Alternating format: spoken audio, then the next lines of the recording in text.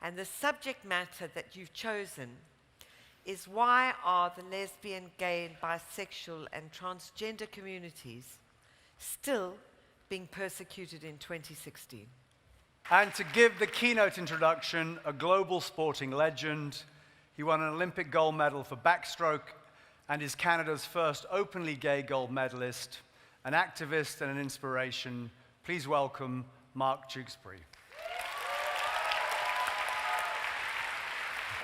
So, the keynote, the introduction to the session, we're honored to have and delighted to welcome to the podium Mark Tewksbury. I hope you're warmer than we were last night. Yeah, for sure.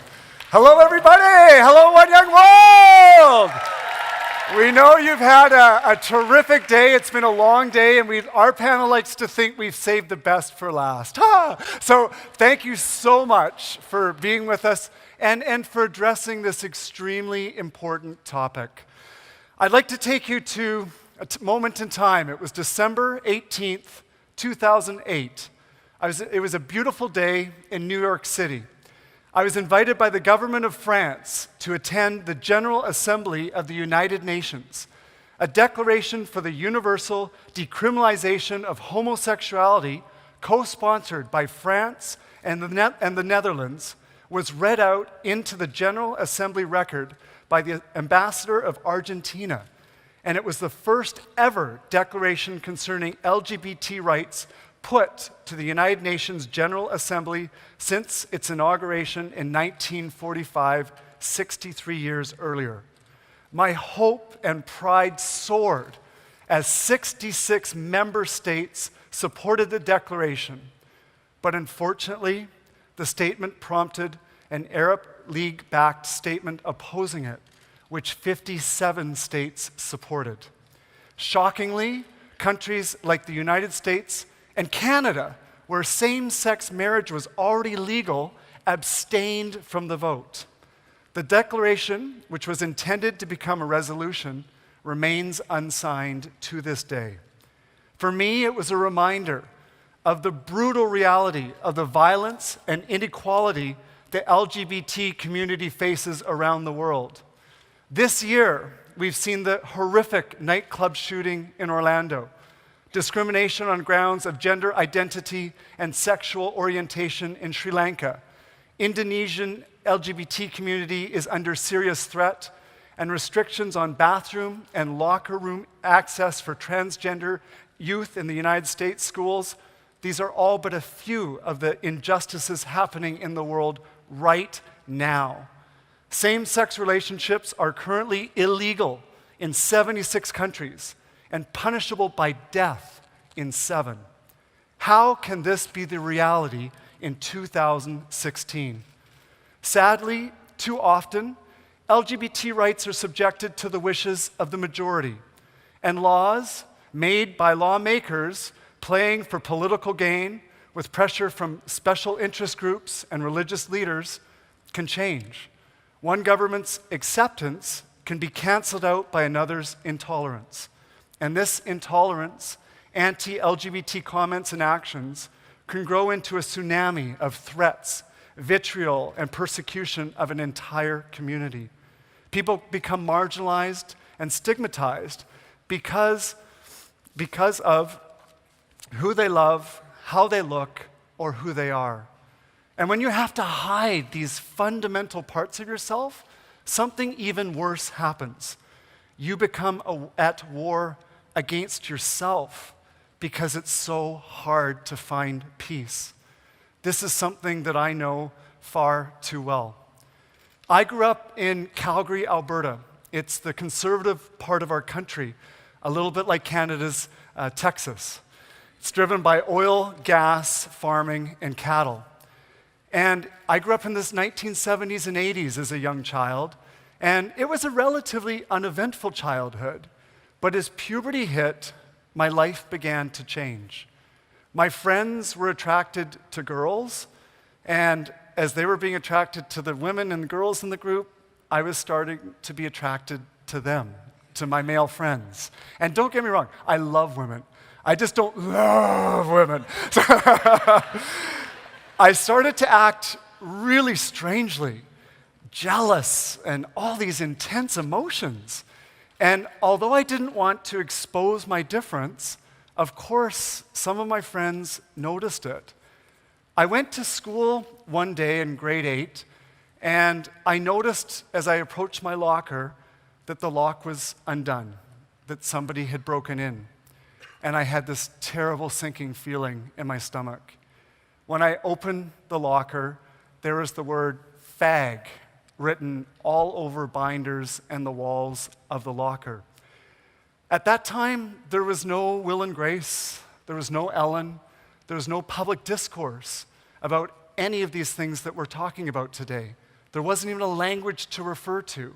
So I didn't really know what the word actually meant, but I knew it was bad, and it wasn't a life or death situation like it is in some countries in the world still to this day, but I can tell you that on that day, a part of me died.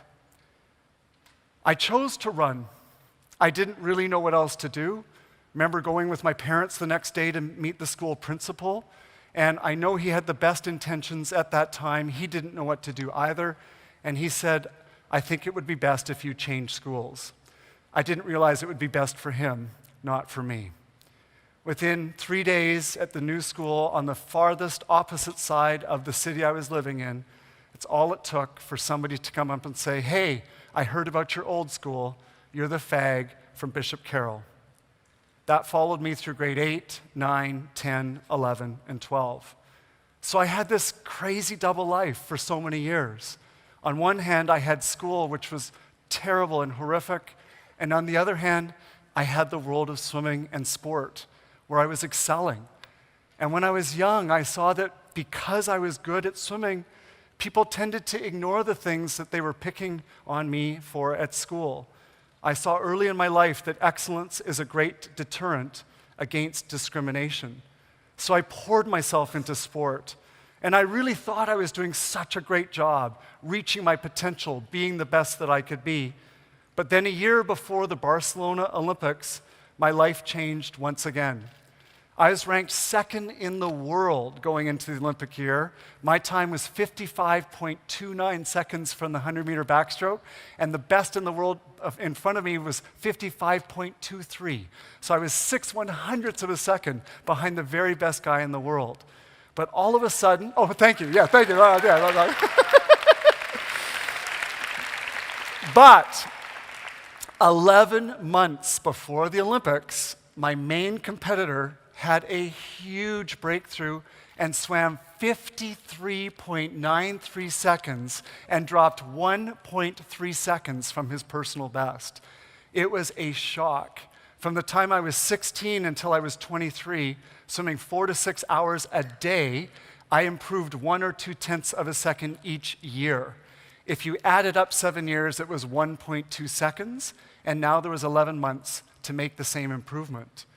But it forced me to do things differently.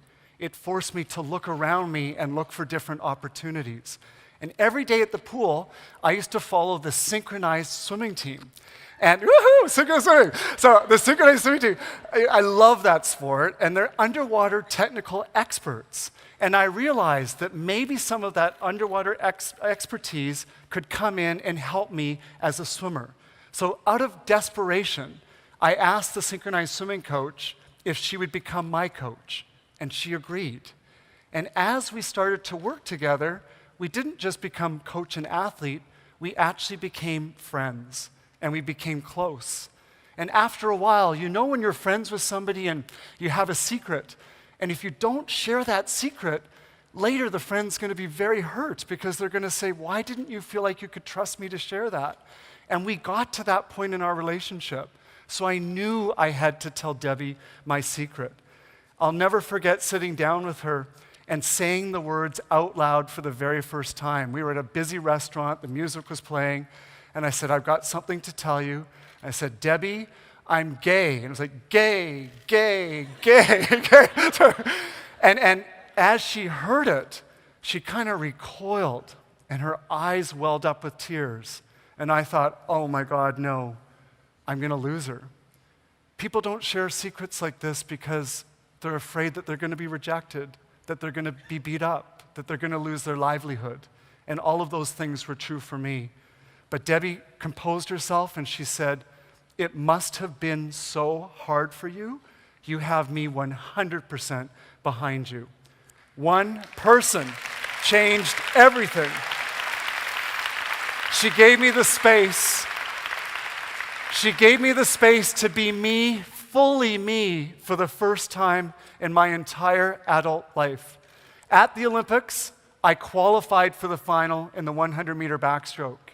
In the ready room, I was sitting there with 7 other athletes for 30 minutes before the race waiting to go out. That's a whole other story. That's a really intense one. But there were the best swimmers from Cuba and Germany and the United States and Spain and France and Australia. And we've all trained thousands, if not tens of thousands of hours to be here. And I looked around that room and I thought, what makes me different? And in the best possible way, I thought, I'm the fag. For real. I'm the fag. And what had been a liability used against me my entire life in the most important moment of my life became my differentiator and became my strength. I went out there, dropped 1.3 seconds, and won Canada's first gold medal at the Barcelona Olympics.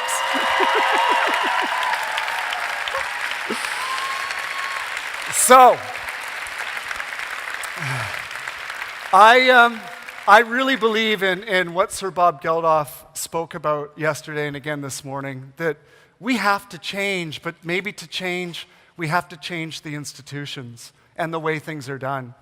In 2016, the United Nations Human Rights Commission passed a resolution to appoint an independent expert to find causes of violence and discrimination against people due to their gender identity and sexual orientation.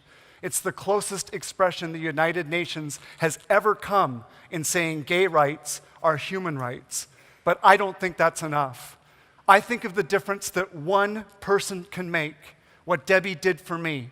And I'm hoping that after you hear our 6 amazing delegates, each of you will be an independent expert in your own right, finding ways to support the LGBT community, because it's not who you love that's important, it's that you can love. Thank you.